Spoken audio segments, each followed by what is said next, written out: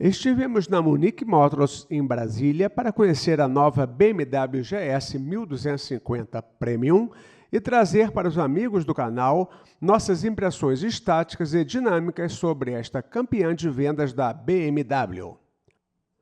Lançada cerca de um ano depois que a marca bávara causou frisson em seus prosélitos ao apresentar o novíssimo e maravilhoso painel TFT de 9 polegadas, a 1250 entrou como um raio nos corações e bolsos dos aficionados pelo lendário modelo da marca alemã, tornando-se um imediato sucesso de vendas.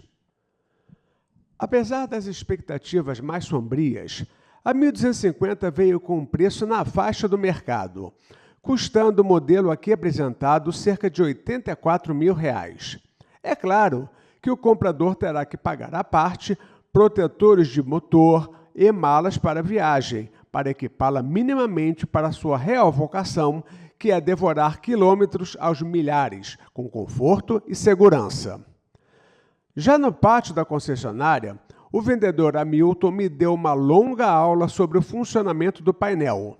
Não deu para aprender tudo, mas ele se conecta com seu celular, com o GPS, comprado à parte, e com o seu intercomunicador. Tem aquecimento de manopla, sensor de pressão dos pneus, 4 modos de pilotagem, onde se pode mudar a entrega de potência e dureza da suspensão para cada um, assistente de partida em rampa, regulagem dos amortecedores conforme o peso a ser carregado, além de um mostrador digital de velocidade e um contagiros nem tão fácil de ver durante a pilotagem de dia. Enfim, o pacote básico de uma moto premium e mais algumas coisas que só ela tem. Além de ser muito bonito, mostrando um monte de parâmetros da moto. Dá para se divertir um bocado e impressionar os amigos depois que a gente aprende a manobrar o sistema. A hora e a temperatura externa ficam sempre visíveis. O resto, você tem que escolher girando o joystick do punho. Demora alguns dias para aprender a mexer com tudo aquilo. Se usar um GPS no suporte, dá ainda para controlá-la pelo punho. Muito legal, mas não é barato. Dá para desligar o ABS e o controle de tração com um simples botão, mas não dá para escolher o nível de intervenção, como em outras motos deste padrão. Faz falta. Na Ducati, você pode escolher entre 3 níveis de controle do ABS e 8 do controle de tração. Na BMW, é on ou off. Ponto positivo é que as configurações de ABS e controle de tração ficam memorizadas e não é preciso refazer tudo a cada vez que se desliga a moto, como acontece na Triumph.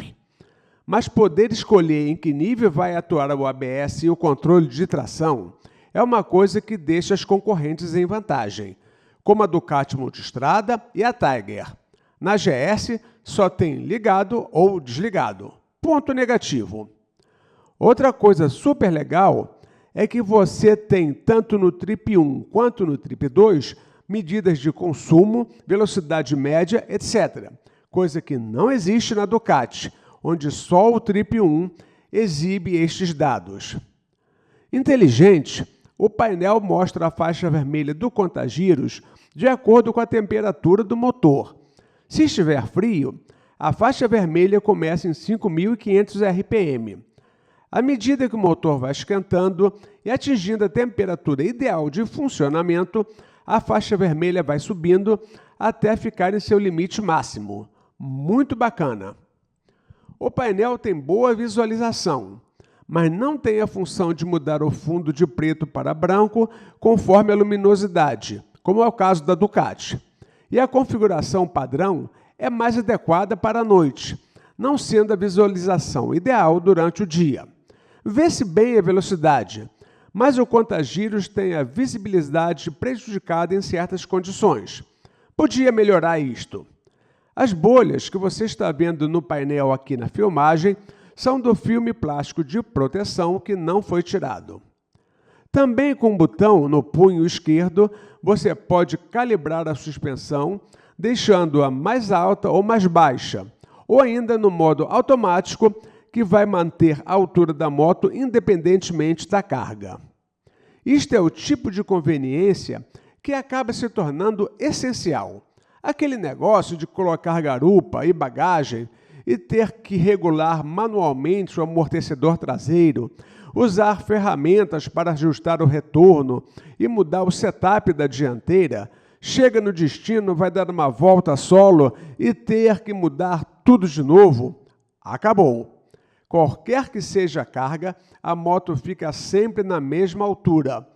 Pode não ser o ideal para um track day, mas com certeza este não é o cenário dos sonhos do comprador desta moto. Tudo isto dá para mudar sem parar a moto. Bom demais! O motor pega de primeira, sem vacilar, com um ronco alemão contido por uma enorme peça de artilharia que usaram como ponteira de escape. A primeira marcha entra feito faca quente na manteiga, mas o kickshifter dá trancos constrangedores se não for acionado do jeito que ele quer. Entre a primeira e segunda marcha, então, é fatal, aquele soco que assusta a garupa. O neutro entra quase sempre, mas às vezes exige um pouco de paciência. Por falar em garupa, ela dá um banho na concorrência. É de longe a mais confortável para quem vai atrás. Para fazer longas viagens, priorizando o conforto do garupa, não tem melhor. O motor cresceu e ganhou, finalmente, um comando variável. Ficou mais potente e tem agora um torque de carro, mais de 14 kgfm declarados. Melhorou sensivelmente. Aquele jeito anêmico e doentio, que se mostrava soluçante quando acelerado forte em baixas rotações, acabou. É uma delícia e vai exigir muito autocontrole dos proprietários da, agora antiga, 1200, não fazer uma loucura orçamentária para assumir o guidão desta irmã mais nova e mais forte. Na estrada aberta, ela empurra com dignidade, transmitindo segurança nas ultrapassagens, sempre a manobra mais crítica numa estrada. Não é um caça F-16, mas tira você do perigo muito rapidamente. Na cidade é ainda melhor, permitindo deixar rapidamente para trás a maioria das situações potencialmente perigosas, o que é a principal vantagem dos modelos potentes quando conduzidos por mãos habilidosas e responsáveis. Acelerar tudo numa arrancada com ela parada exige preparação e posicionamento no banco, ou ela vai sozinha e te deixa sentado no asfalto. A frente levanta logo e exige braços experientes para manter o controle. Por falar em levantar a frente, também não há controles de empinada, como há nas concorrentes. Faz falta, numa moto deste padrão, poder regular o quanto ela pode empinar ou, pelo menos, um controle básico de empinada, algo que pode ser muito importante na segurança de pilotos mais arrojados. Ponto negativo. Como o teste foi feito de dia, já que a BMW não empresta moto para um teste mais longo, não deu para ver a eficiência do farol, mas a GS não tem farol de curva, como há na nova Kawasaki e na Ducati Multistrada. E isso realmente importa na pilotagem noturna, onde, com outras motos, o farol ilumina a parte de dentro da curva. Ponto negativo. Andando com a calibragem da suspensão no modo alto, não importa se ela está com ou sem garupa, ela não altera a ciclística. E isto já se tornou padrão nas motos desta categoria. Os freios dianteiros são agora da grife BMW, que, como é o caso da Apple, está assumindo a fabricação vertical de todos os componentes de sua linha, o que pode ser uma coisa boa quanto à homogeneidade, mas é algo que pode trazer limitações, como na Apple. O traseiro continua ainda sendo Brembo. Os freios param a moto dentro do espaço esperado e sem muito esforço, mas o ABS traseiro passa a impressão de atuar precocemente, perdendo um pouco da eficiência em parar a moto. O motor empurra bem, mas não dá aquela sensação de montanha-russa quando se vira o punho com mais força. Seus 136 cavalos são saudáveis e bebem pouco, mas a diferença para os 158 da Ducati Multistrada, transmitidos por corrente, o que é muito mais eficiente, dá para sentir no corpo. Em potência, ela perde também da Tiger 1200, mas em torque ganha de todas, com mais de 14 quilos sobrando para você. Mas ela sobe de velocidade muito rapidamente e pode fazer você ter uma vistosa coleção de multas se não ficar atento aos radares.